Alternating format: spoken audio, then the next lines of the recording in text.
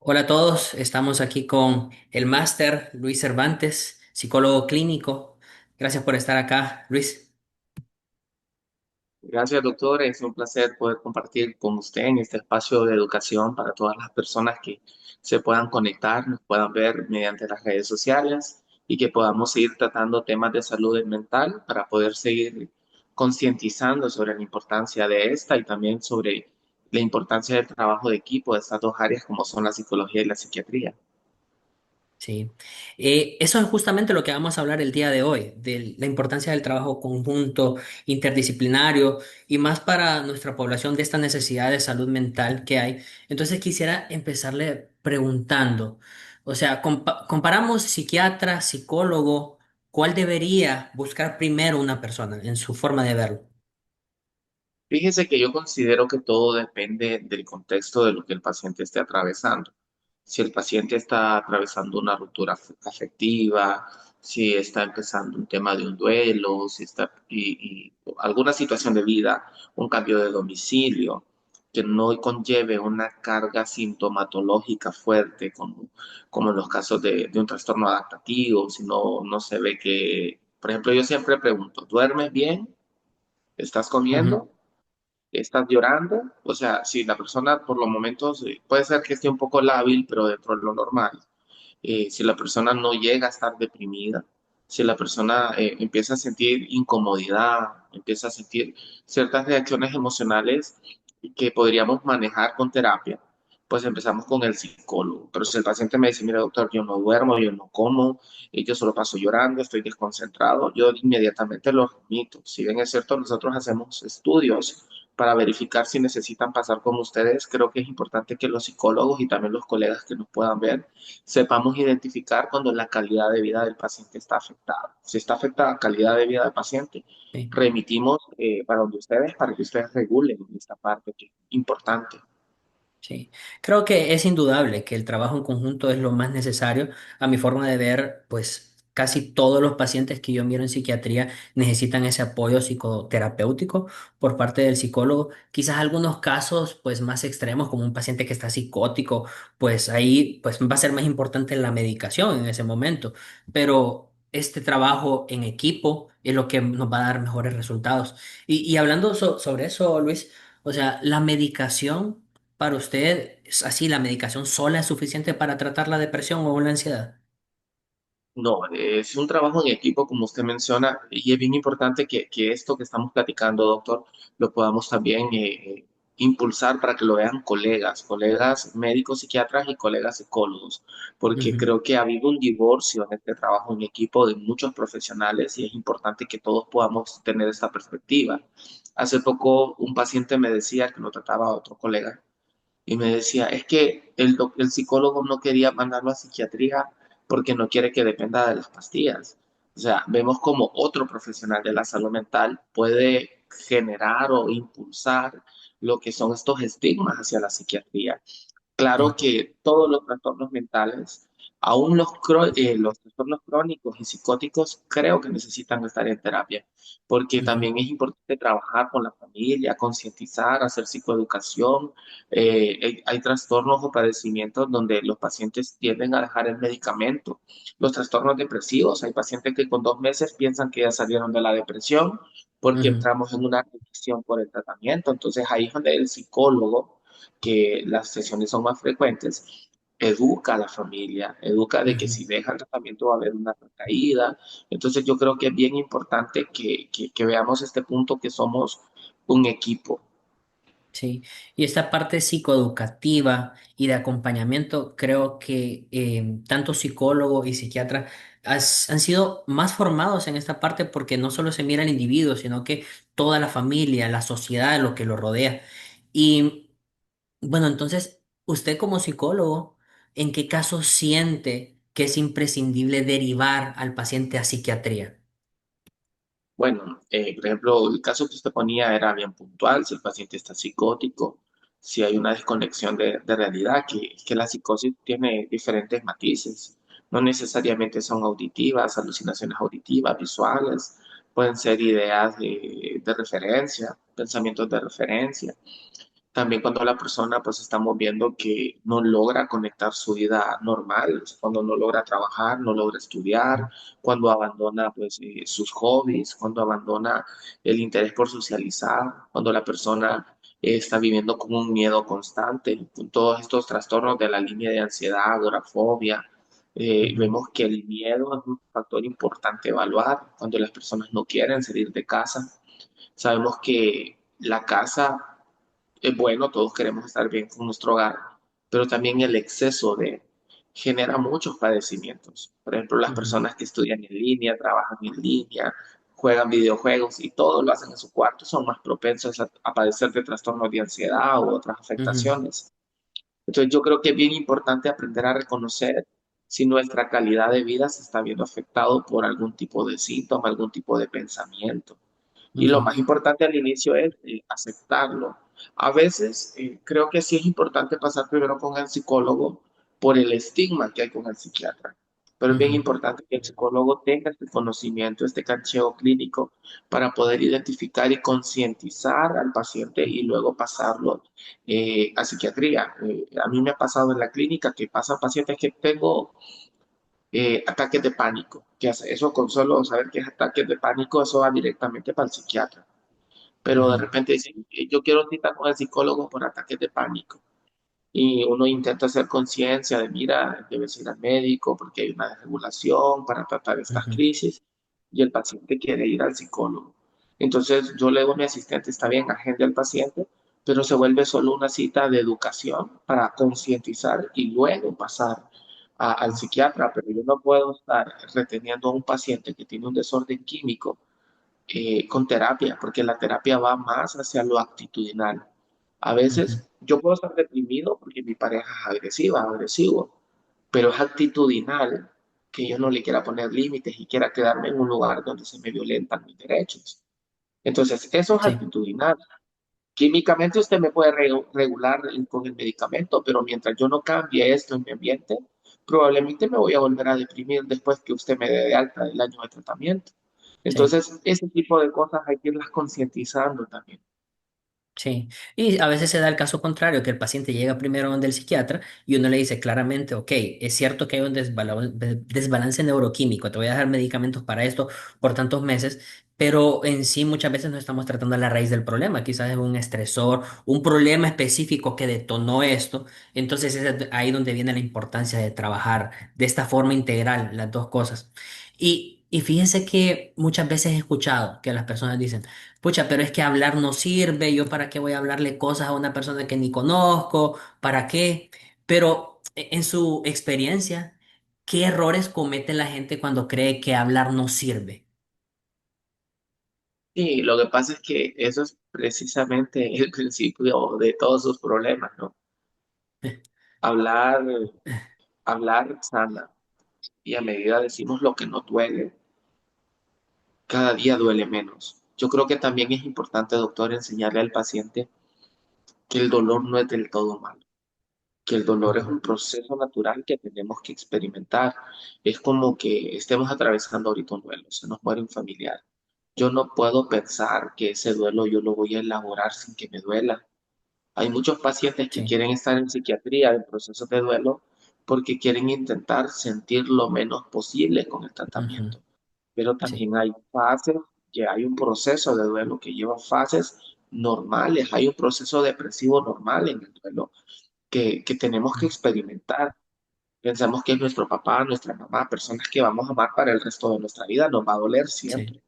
claro, Entonces también creo que es bien importante reconocer que tenemos derecho a sentir algunas emociones que a veces queremos ver como emociones negativas. Y según hablamos de eso, aunque nos duela al inicio, a medida lo vayamos hablando, duele menos. Pero lo que pasa sí, es que nadie quiere permitirse ver vulnerable. La vulnerabilidad es necesaria para la terapia. Si yo no sí, quiero reconocer que soy vulnerable, pues no voy a terapia. Y ese es el problema de ese caso que usted me explica. La gente sí, tiene problema o tenemos problema para reconocer nuestra propia vulnerabilidad. sí. O sea, no, no es un trabajo fácil tampoco el tratar estas cosas, el abrir, el exteriorizar ciertas cosas, pero es un trabajo necesario. Sí, así es. Y hablando de esto, ¿qué tipo de pacientes cree usted que se benefician más cuando se mira psiquiatra y psicólogo y que trabajan juntos? ¿Qué tipo de pacientes son los que se benefician más? Definitivamente el paciente que más se beneficia es el paciente consciente. Usted puede tener un paciente que le llega a todas las sesiones, pero que no tiene un interés genuino de cambiar. Porque Ujú. también pasa, hay pacientes que van al psiquiatra, toman medicamentos y usted constantemente en la sesión de ve que no hay un deseo real de hacer un cambio actitudinal, de hacer cambios, de hacer mejoras. Sí, Eh, Y a veces en las terapias se vuelven confrontativas. Al inicio, cuando uno empieza en psicoterapia, el paciente le dice, ay, doctor, qué lindo, cómo usted me entiende, cómo usted me tiene empatía, porque es un proceso. ajá, Iniciamos en terapia y el paciente está con psiquiatría, hay una mejora de los síntomas, el paciente sí, se descubre, porque lo importante en la terapia también es autodescubrirnos. El paciente se descubre y todo va bien cuando se siente que se está escuchando, cuando no hay confrontación, pero cuando se le empieza a debatir algunos hábitos, hay fricción y la terapia se ujú, vuelve agridulce. Se vuelve bonito porque me escuchan, pero se vuelve un poco agrio cuando me empiezo a dar cuenta que no todo el mundo es culpable de mis problemas, sino que yo también tengo culpa, ¿no? sí, Entonces, esta parte es interesante, es bonita, porque creo que uno puede llevarlo con cierta sutileza para que el paciente no se sienta hostil, sí, pero creo que ese paciente que está abierto a poder recibir toda la información, de conocerse, es el que realmente funciona en este equipo. Porque si bien sí, vemos, si el paciente tiene un tema químico y no se regula, por más que quiera poner buena actitud, no lo va a lograr. A mí me llegaba un ujú, paciente hace poco y me decía, Lee, que he pasado por 5 psicólogos. He ido donde una ujú, persona de energías. He ido donde una persona que hacía homeoterapia, homeopatía, perdón, homeopatía. He ido donde personas que hacen tantas cosas. He ido donde pastores, he ido donde sacerdotes. Y ojo, que no estamos demeritando el papel espiritual. Como profesionales creemos que somos biopsicosocioexistenciales y en la parte existencial entra nuestra espiritualidad, la de cada uno de nosotros que es individual y personal y merece el respeto.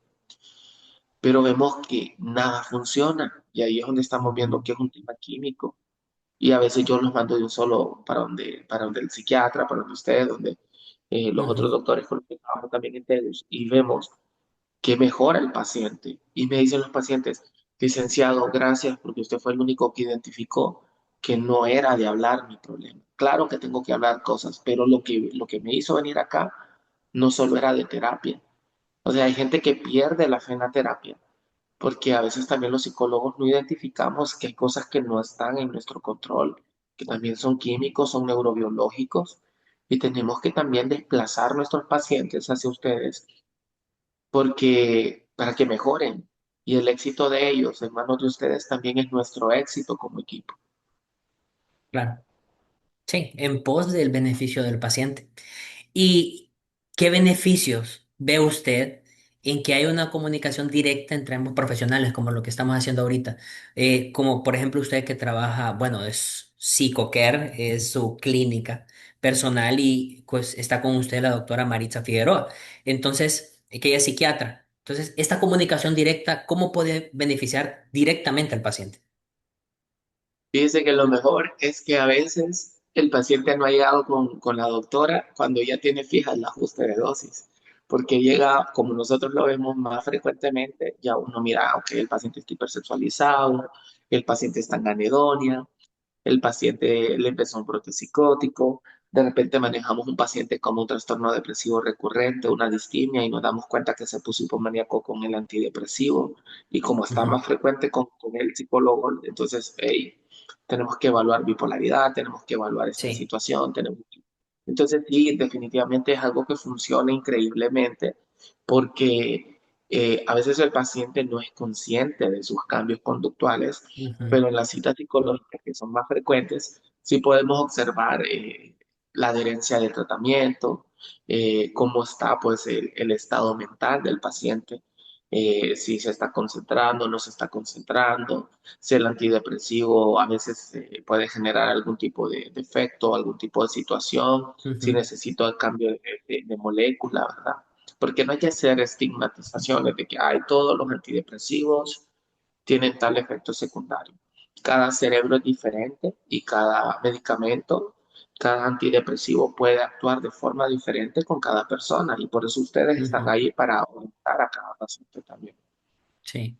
Y si nos puede hablar como alguna experiencia específica, algún caso que a usted le haya quedado marcado, que diga que esta integración es clave para que el paciente mejore. O sea, ¿qué casos han sido clave que tanto la doctora Maritza Figueroa, psiquiatra, y usted como psicólogo han dicho, este paciente no hubiera salido, no hubiera mejorado si no hubiera sido por los dos? Tengo muchísimos, muchísimos.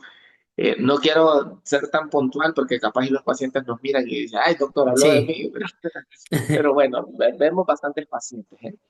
Pero tuve un caso de una joven con un trastorno depresivo recurrente, más químico que social, o sea, más endógena la depresión. Eh, También venía de haber estado con tres, cuatro psicólogos, factor soledad, porque era una persona foránea, Ujú. estudiando y trabajando en Tegucigalpa, mejoró increíblemente, increíblemente, al momento que ahorita está en cupo abierto conmigo, por no decir alta, y en alta con la doctora por remisión.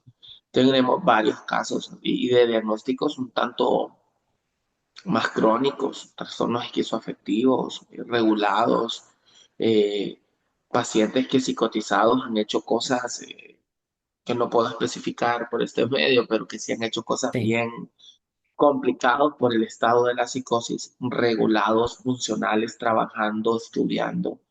Entonces yo creo que sí, el éxito se ve cuando el paciente recupera su vida. Una paciente me decía, doctor, yo siento que yo volví a ser yo mismo. Y fue un proceso del tratamiento y la terapia.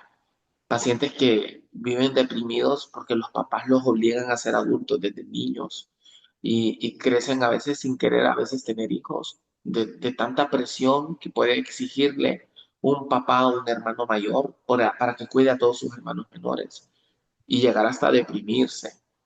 Y después en terapia aprender a soltar todas esas responsabilidades que no nos corresponden. Es interesante el trabajo que se puede hacer juntos, es increíble, sí. pero siempre y cuando el paciente tenga la actitud y la apertura. Claro. Todo inicia por parte del paciente y está el profesional para acompañar. Me parece que zapatero a su zapato, psicólogo clínico a la parte psicoterapéutica, el psiquiatra a la parte farmacológica, los dos podemos hacer ese acompañamiento. Pero quisiera poner este tema del prejuicio, del estigma, porque muchas veces escuchamos de que el que va al psiquiatra es que está loco o al psicólogo lo mismo.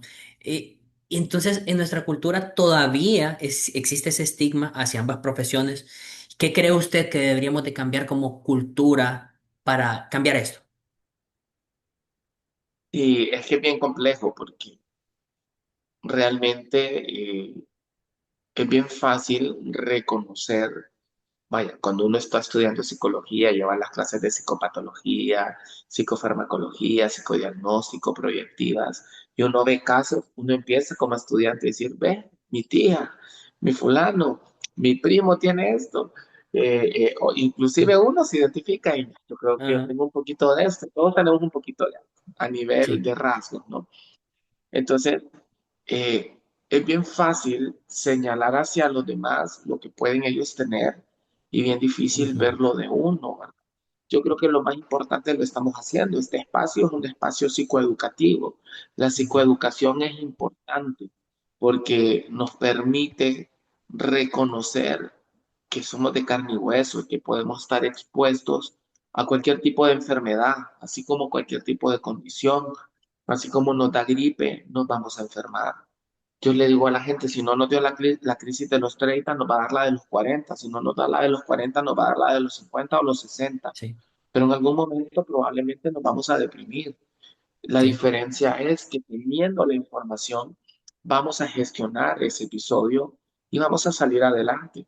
Entonces yo considero que la educación y el conocimiento nos da un poder a todos y eso es bien importante que nosotros como profesionales hagamos este tipo de trabajo que va más allá de la consulta, el poder exponer nuestro trabajo hacia los demás para que puedan darse cuenta de que hay formas de salir adelante.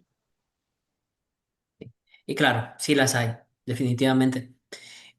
Bueno, para ir cerrando, entonces Luis, si una persona está escuchando ahorita, ya sea en Juticalpa, en Tegucigalpa, San Pedro Sula, en cualquier parte del mundo, y tiene miedo de buscar ayuda, ¿qué le diría a usted el día de hoy?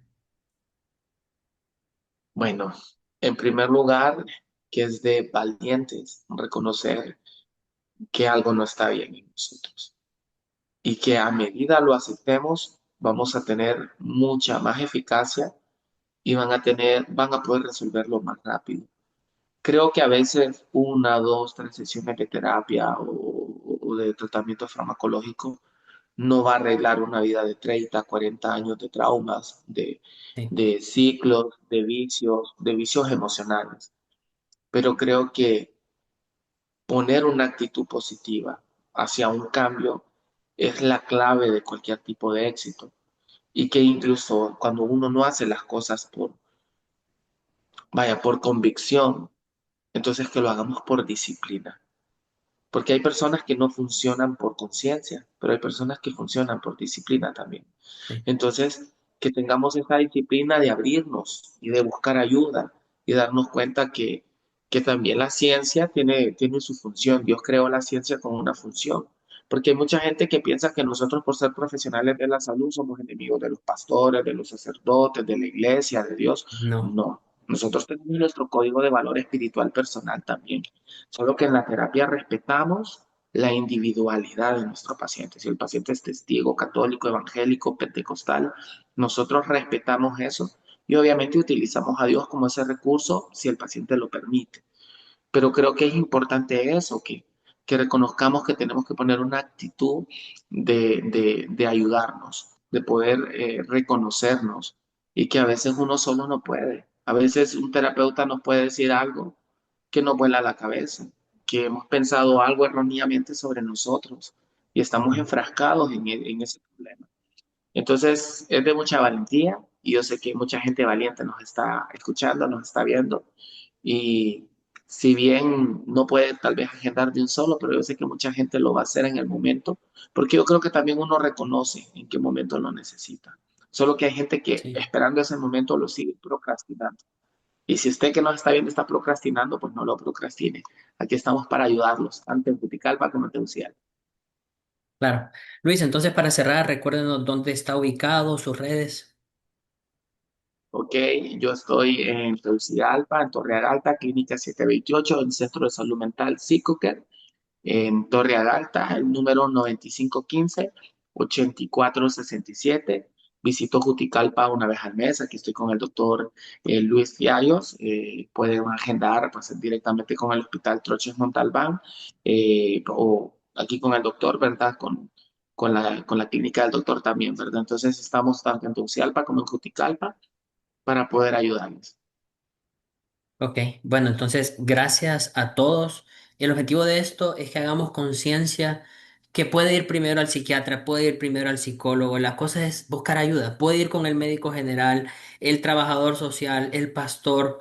La cosa es buscar una ayuda porque en realidad hay esperanza. Se puede salir de ese momento de crisis que todos lo podemos presentar en la vida y hay más recursos, cada vez hay más profesionales y cada vez creo que hay más apertura a hablar sobre estos temas. Cada vez le vamos perdiendo más el prejuicio a esos tipos de cosas. Así que nosotros estamos agregando un granito de arena, pero las personas que lo están escuchando también pueden replicar este mensaje, que cambiemos poco a poco esos prejuicios en nuestra sociedad y que es de valientes pedir ayuda. Así es, Gracias. doctor. Gracias, Luis. Listo, buen día.